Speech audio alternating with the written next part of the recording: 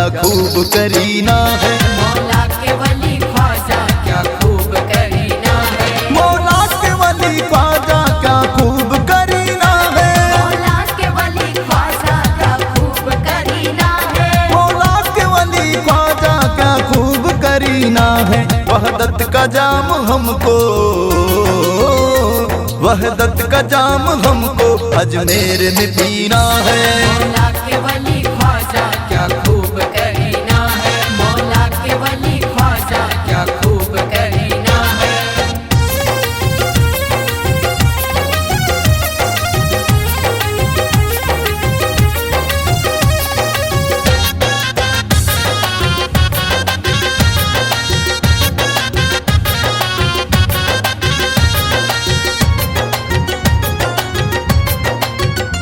सुल्तान वली ख्वाजा दुखियों के वही दाता, सुल्तान वली ख्वाजा दुखियों के वही दाता।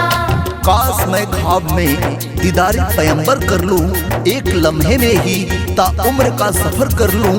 मिले एक नूर मेरे नैन भी तरसते हैं, तो अपने ख्वाजा के कदमों में ही बसर कर लूं। सुल्तान वली ख्वाजा दुखियों के वही दाता, सुल्तान वली ख्वाजा दुखियों के वही दाता। सुल्तान वली ख्वाजा दुखियों के वही दाता।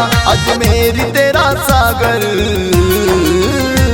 अजमेर तेरा सागर, मेरा जाम तो मीना है। वहदत का जाम हमको अजमेर में पीना है। मौला के वली ख्वाजा क्या खूब करीना है, मौला के वली ख्वाजा क्या खूब करीना है।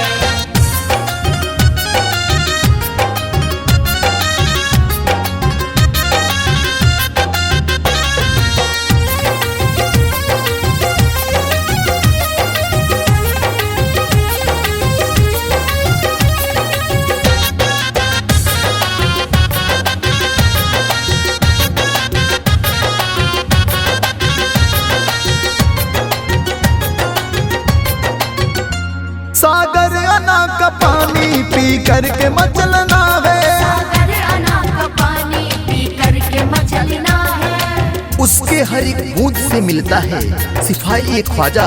हर एक दर्द की है एक दवाई ख्वाजा। गुनाह लेके मैं पहुंचा कर्म के साये में, सुना है आला है हर एक अदाए ख्वाजा। सागर अना का पानी पी करके मचलना है, सागर अना का पानी पी करके मचलना है, सागर अना का पानी पी करके मचलना है। रोजे पे तेरा मेरा, रोजे पे तेरा मेरा दीदार मदीना है। वहदत का जाम हमको अजमेर में पीना है। मौला के वली ख्वाजा क्या खूब करीना है, मौला के वली ख्वाजा क्या खूब करीना है।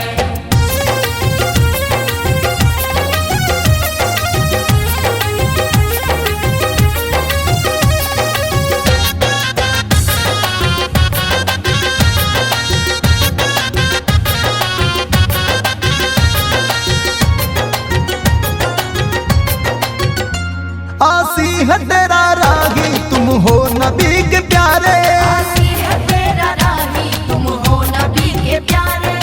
गुनाह ज्यादा है तादाद बताना क्या है, कोर्ट में आपके मुजरिम छुपाना क्या है। वली नबी और करीम आसियों के खातिर हैं, खुशी का राही तेरे और ठिकाना क्या है। आसी है तेरा राही तुम हो नबी के प्यारे, आसी है तेरा राही तुम हो नबी के प्यारे, आसी है तेरा राही तुम हो नबी के प्यारे। भारत की अंगूठी में, भारत की अंगूठी में अजमेर नगीना है। वहदत का जाम हमको अजमेर में पीना है।